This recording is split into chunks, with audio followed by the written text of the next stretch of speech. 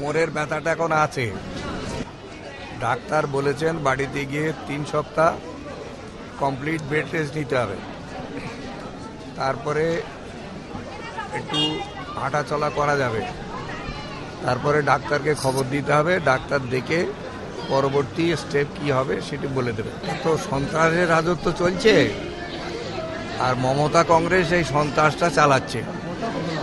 এই সন্ত্রাস থেকে আমাদের মুক্ত হতে হবে। এর জন্য যে ধরনের আন্দোলন করার দরকার আমাদের সেইভাবে করতে হবে। আপনার মানে কি মানে পরিকল্পনা রয়েছে? কারণ 3 সপ্তাহ বেড রেস্ট নেওয়ার পর আপনি এই সন্ত্রাসের বিরুদ্ধে আন্দোলন নামবেন? নামবো না, সন্ত্রাস মুক্ত করতেই তো হবে। আরাবুল ইসলামও অসুস্থ, হাসপাতালে, জেলের হাসপাতালে ভর্তি।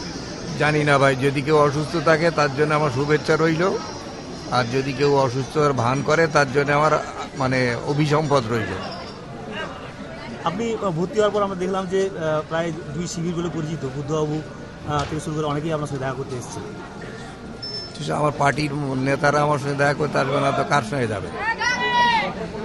এটাই তো স্বাভাবিক।